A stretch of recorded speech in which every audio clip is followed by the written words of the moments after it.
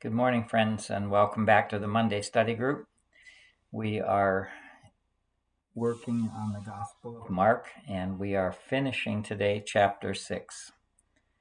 Let's begin, as we usually do, with a brief prayer.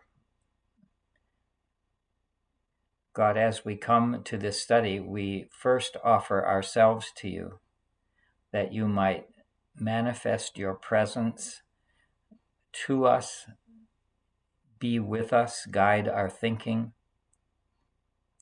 guide our understanding. Help us to hear what is here for us and to follow you as faithful disciples of Jesus Christ, in whose name we pray. Amen. So, chapter 6, verse 30. We left off after the story of John the Baptist's demise, his beheading by Herod Antipas. So verse 30 ends another Markan sandwich, as we call it, where one story is put between two layers of another story. And this story that ends in verse 30, that is the very thin slice of the bottom piece of bread. The meat in the middle was the John the Baptist beheading story, and the first slice of bread was the sending out of the disciples on a mission that Jesus empowered them for. And now that has come to an end with this very thin slice of verse 30, in which it's reported that the disciples, having gone out on this mission that Jesus had sent them on, return. They gather around Jesus, and they told him all that they had done and taught. And so the plan was that they would all, Jesus and the disciples, would all go away to an uninhabited place. A deserted place does not mean a desert place like the southwestern United States or like eastern Washington, where I live. I live in western Washington, but in the state of Washington, you have high desert in the east and in Oregon as well. Not like those places, because we later learned that there was plenty of green grass in the place. It just means uninhabited. So Jesus wanted his disciples to come away with him to an uninhabited place all by ourselves and rest a while. That was the plan, because many had been coming and going, and they had no leisure even to eat.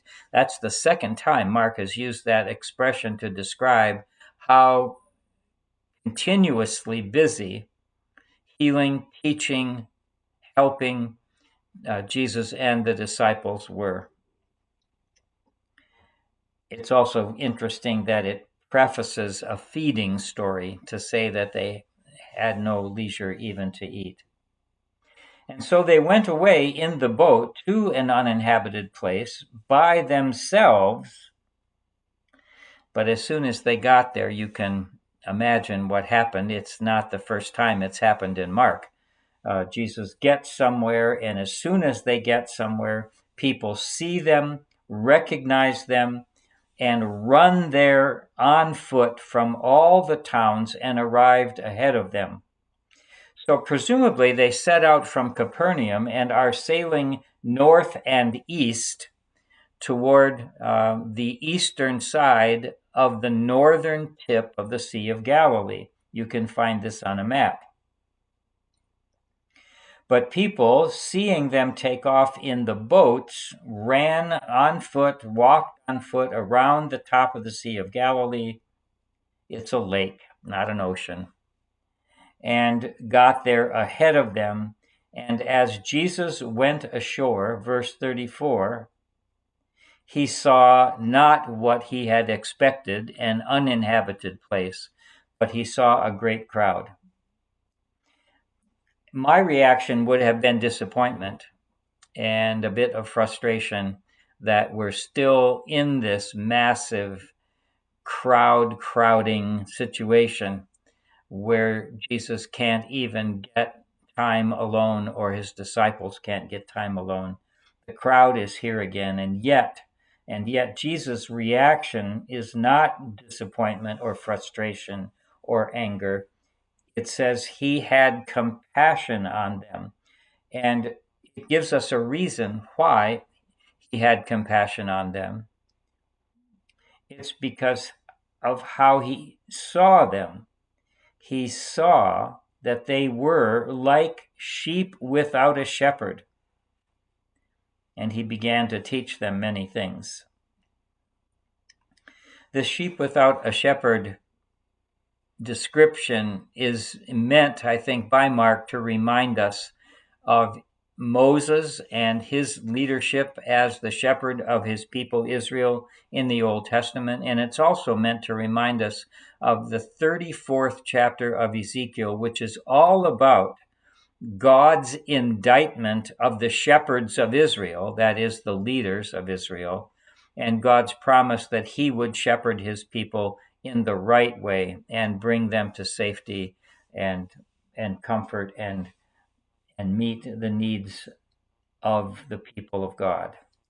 Sheep without a shepherd. Again, think of Psalm 23, the Lord is my shepherd, I shall not want. Jesus is that Lord, is that shepherd. He provides for his people.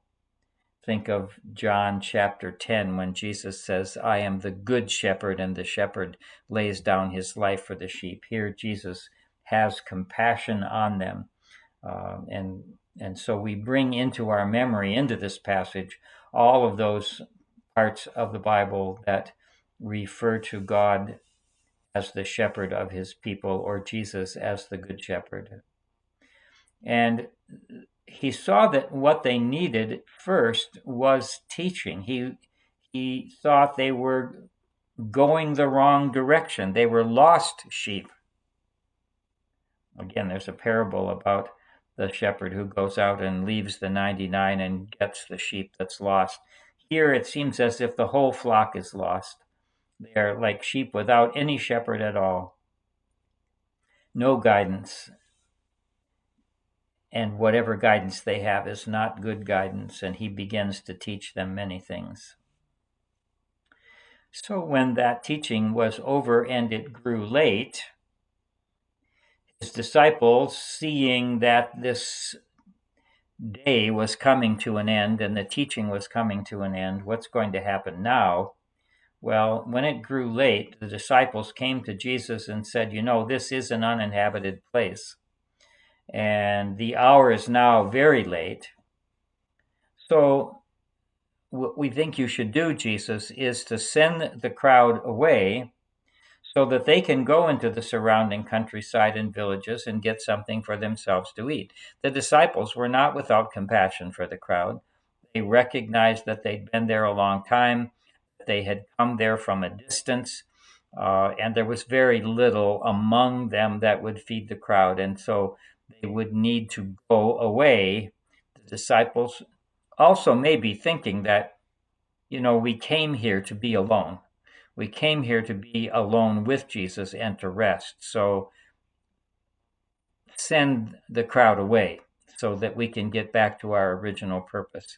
But what they express is that the crowd lacks food and they should go away into the surrounding countryside to go back home and to other places where they can get their needs met.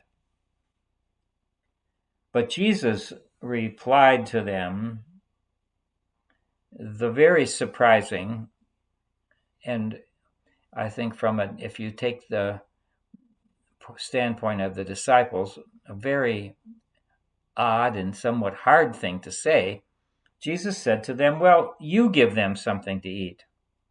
Well, there are thousands, at least 5,000. It says 5,000 men. I want to check that in the Greek New Testament to see if that is the word for males, for male human beings, or if it's just the generic word for men, anthropos. So give me a second here to look at that. That would be in verse 44, chapter 6, verse 44. It does say males, that there were 5,000 males here. So that means there could well have been women and children in the crowd as well, that Mark does not mention, but he says there were 5,000 men there, presumably others as well. So it's a big crowd. It may have been 10,000 or more. Hard to know how many. But so it's way beyond any possibility that the disciples would have enough food, even if they brought food with them, which they may not have. Since remember, when they went out on their mission, they were not supposed to take any food or money or a bag, just a staff and some sandals and one cloak, not even a warm jacket or coat over their cloak. So they probably came away from that mission also with very little to eat and don't have the resources they need to do anything like feeding a large crowd. And so you give them something to eat is a frustrating and impossible thing for Jesus to be asking them to do. And so that frustration is then reflected in what they say back to Jesus. Really, are we to go and buy 200 denarii worth of bread and give it to them? That would be like almost a year's wages for a farmer, for a farm laborer. Where would they get that kind of money? And they don't have that kind of money. Are we to go and buy a year's value of bread in order to feed these thousands of people who are here? How can that possibly be? You don't really understand the situation, Jesus. And yet, Jesus says to them, well, what have you got? That is, what resources do you have currently available to you? Yes, you think you don't have enough, but what do you have? And so they discover, after they've gone and seen what they have, verse 38, go and see. When they found out, they came back and said, 5 loaves and 2 fish. Now, in the Gospel of John, it says that a young boy, a child, gave them the 5 loaves and the 2 fish, perhaps that he had with him. These loaves, as far as we understand, would have been flat, round loaves, not tall loaves of bread like we have, but flat Middle Eastern loaves of bread made of barley, and they would have been foldable and put in a pocket, along with salted fish that would have been protein for somebody traveling a distance. And so they say all they have, the disciples, maybe not, maybe the crowd had other resources too, but we don't know that. Mark doesn't comment on it. Well, I think we're supposed to understand that all that's available from the disciples to feed the crowd are 5 loaves and 2 fish. And John's gospel tells us they got that from somebody else, from a child. So Jesus ordered them to sit down in groups on the green pasture, and they sat down in groups of hundreds and fifties. This is also something Moses does in the Old Testament, and Moses was a shepherd to the people of Israel and promised in Deuteronomy 18:15, I think it is, that God would be sending another shepherd like Moses to shepherd his people. Mark may have had that passage in mind as he wrote this story about Jesus seeing the people as sheep without a shepherd, and Jesus beginning to provide the needs of the people. So he ordered them to sit down, and they all sat down in groups of hundreds and fifties. And he took what he had. He took what they had. So he took it into his own hands, the 5 loaves and the 2 fish. He's holding it. And he looks up to heaven. And he prays and blesses the loaves and the fish, giving thanks for it. Giving thanks for what he had, not for what he didn't have, but giving thanks for what he had. And so he began to break up the loaves and the fish into pieces and give them to the disciples, perhaps in their hands, to give them out in their hands. Or maybe they had baskets. We know later that there were baskets. And so he began to give it to the disciples, the fish and the loaves, the pieces of bread from the flat, round loaves. He began to break that off and give it out. And like Elijah in the Old Testament, where the oil doesn't run out and the flour doesn't run out from the jar. Maybe it's Elisha, not Elijah. I don't always remember which story goes with which prophet. Maybe you do. I haven't sorted it that way in my mind. But he begins to break up the loaves. He broke them and he gave them to his disciples to set before the people. And he divided the 2 fish among them all. So this really sounds Eucharistic to me. And it's not, I think, just because I'm in a Eucharistic tradition in the Episcopal Church. I grew up in a Baptist church, and we celebrated communion once a month on the first Sunday of the month in that church. Now I celebrate in the congregation that I'm in, we celebrate the Lord's Supper every Sunday. It's the climax and most important part of our worship on Sundays, when the bread is taken into the hands of our priest, Paul, and he blesses that. He gives thanks for the bread and the cup, and he breaks it in what's called the fraction, the breaking of the bread. And then members of the congregation come and we receive the bread from the priest and the cup from one member of the congregation whose duty it is that Sunday to present the cup, the common cup, to the people. And so it just seems that this is Eucharistic here, that the kinds of things Jesus is doing is exactly what Mark's community has experienced when their leaders take the loaves, bless, give thanks, break the loaves, give it to other disciples who are going to set it before us all in Mark's community. Again, we're not in churches, we're in house churches, we're in homes. This is being celebrated in homes.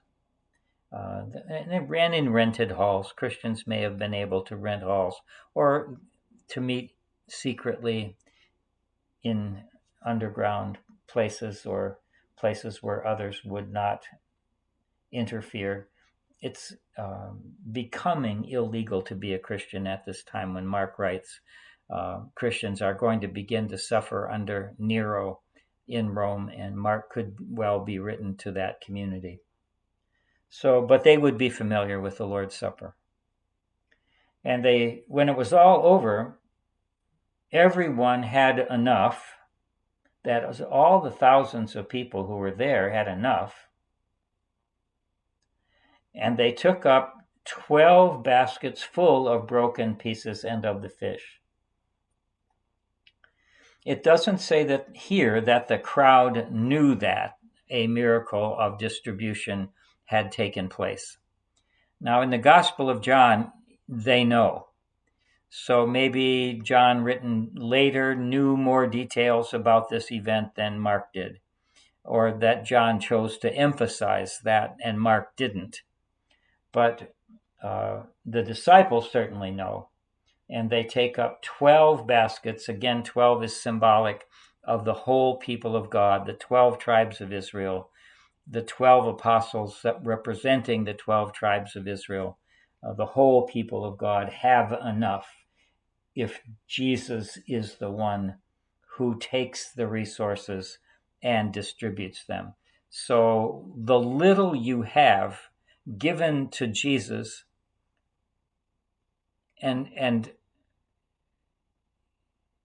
given into his compassion, given into his provision, his power, turns out to be enough for the need. Go and see what you have, what resources you have, and what you have given to Jesus turns out to be enough. I think Mark's community and maybe we are supposed to get that message. And there will be an abundance, far more than we thought would ever be possible. All right, so then immediately, Mark's favorite adverb, immediately, he made his disciples get into the boat. These boats would have accommodated about 15 people typically. They would have been over 20 feet long and 7 feet wide, the typical fishing boat, and a crew would have been on that boat to do the fishing. So it's not impossible for the 12 apostles to be in the boat with Jesus. That would have not been out of the norm. Would have been a full boat, but still possible to seat everybody in that boat. Although it would be a very loaded boat. And they get into the boat and they go on ahead to the other side. So they had been in Capernaum and they took a boat to a deserted place that is not identified, but it would have been further to the east. Capernaum is on the west. They would have taken the boat toward the north or toward the east side of the top of the Sea of Galilee. And they were heading to the other side to Bethsaida. Now you look it up on the map and it's at the top of the Sea of Galilee. So they had been, they had gone over to the east side and now they were heading, as I understand it, and they were heading back to Bethsaida after he dismissed the crowd. And then Jesus said farewell to them all, and he went up on the mountain to pray. Would have been interesting to know what kinds of things Jesus prayed about or prayed for, whether he prayed out loud or silently. We don't know here what Jesus prayed. There are prayers of Jesus, a few that we know about, but here we don't know what he prayed. And when evening came, it was already late. We knew earlier when the disciples said it was late. Now it's after sundown, and the boat is out on the sea, and Jesus is high up on the hill or the mountain, and he can see them out in the sea, straining at the oars because of an adverse wind. So that wind would have been coming if they are heading from the east side of the Sea of Galilee to Bethsaida in the north. It would have been a northwest wind that was adverse, and they're rowing against it in the dark again. This is not the tempestuous storm that we saw earlier in Mark, where Jesus said to the waves, "Peace, be still," and a great calm arose. But here, at least, there is an adverse wind, and amazing, surprisingly, Mark says Jesus came toward them walking on the water. It's the middle of the night. It's dark. They don't know where Jesus is. They think he may be back on the land. But here he comes, showing his authority over nature in the same way that he did when he stilled the storm, but here he walks on the water. Some people think all of these miracles are impossible. Mark doesn't think so. Mark thinks that stuff like this happened when Jesus was around. We think these are actions contrary to the laws of nature. But if Jesus represents the God who created all things, nothing would be impossible for God, and Jesus comes from God. Mark calls him the Son of God. So I think we should keep an open mind to the possibility that Jesus could do things that we cannot do. He walked on the sea. And he intended to pass them by. He didn't intend to get into the boat with them. He intended to keep on going. Not sure why. Our group couldn't come to any consensus about why Jesus intended to pass them by. Maybe to show them that he was heading ahead of them in the direction that they were going. But when they saw him walking on the sea, their immediate reaction was that this was a spirit, possibly a sea demon, which people believed in, or a ghost, the spirit of a person who had previously died. And they cried out, for they all saw him, except they didn't see him. They just saw what they thought was a ghost. And they were terrified. Their reaction is fear and terror. And immediately, there's that word again for Mark, immediately he spoke to them and he said 3 things. Take heart, have courage. Take heart. It is I. Be not afraid. These are 3 important words. The reaction that Jesus thinks they should have had was to not be afraid. So it's human and natural for them to be afraid, but they don't recognize Jesus for who he is. And instead, he says to them, encouraging words, take heart. It is I. Do not be afraid. The it is I in Greek is ego eimi, I am. That's all. It's not 3 words, it's 2 words, simply I am. And it can, of course, be legitimately translated, it is I. But it also could be translated simply as I am. And the I am is what God said God is to Moses. I am who I am. Several times in the Gospel of John, Jesus will say, I am, unpredicated. He also says I am sayings with predicates, like I am the resurrection and the life, or I am the bread of life, I am the vine, you are the branches.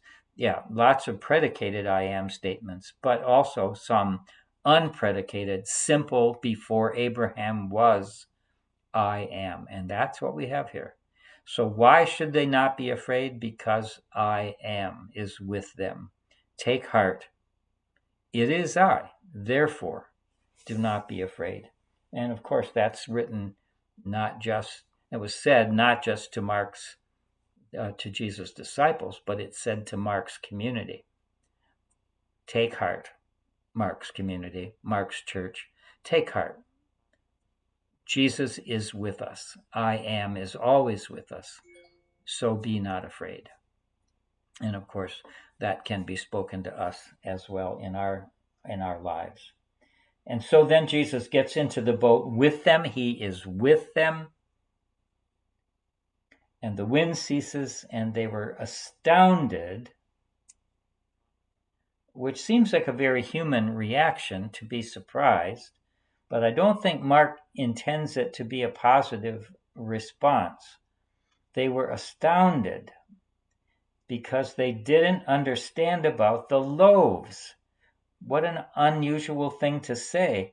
You might have expected to say that they didn't understand about walking on the water, but he says they didn't understand about the loaves. That is, Jesus is the kind of person who can make things like the multiplication of the loaves and the fish possible. He has that power. They should know who he is, that he provides for the needs of people. They didn't understand about the loaves and who Jesus was, but instead, and then this is just very damning for Mark to say, their hearts were hardened. That's a very negative thing to say. Pharaoh's heart is hardened in the Old Testament. To have a hardened heart is to be rejecting something, not just to not understand it, but to more negatively reject something. So it's very difficult for Mark. Mark is writing something very difficult here about the disciples. And of course, from what we know from early church tradition, Peter himself is the source of these stories. So he's telling these stories on himself. He says, our hearts were hardened. We didn't get it. We were thick, as one of our members put it this morning. We were thick. We didn't get it. And when they crossed over, instead of getting to Bethsaida, where they had been heading, according to verse 45, they wind up further south on the west coast of the Sea of Galilee, not far south, but further than Bethsaida, at Gennesaret. And there they moored the boat, and at once the usual thing happens. People see who it is. Jesus' reputation is known, and people bring their sick and needy people and seek healing from Jesus from all the towns and villages and cities and farms. And they laid their sick in the marketplaces. And when Jesus went there, people begged that they might even touch his clothing so that they might be healed. And that's what happened. So this end of Mark is kind of a summary statement of everything we've been reading about Jesus' ministry so far. That people can simply, like the woman with the issue of blood, can simply touch Jesus and be healed. Such is the faith they have in him, such is the power that he has, that he can meet the needs of the suffering people. He can feed the 5,000. He can walk on water. He can say, take heart, it is I, do not be afraid. And he can be the one who heals as people come to him. So these are things Mark wants us to understand about who Jesus is. And he also wants us to show that the disciples are not getting it in the way that Jesus was hoping that they would. Well, that ends chapter 6, and that's enough for today. Thanks for being a part of the study. Continue to use your own commentary. You'll get way more out of Mark listening to your commentary than you will to me. I'm just sort of passing on my own thoughts and the thoughts of the in-person Monday study group that meets at the Pacific Rim Institute in Coopville on Whidbey Island in Washington, the state of Washington. I hope you have a wonderful week. Take heart. Do not be afraid. Christ is with us.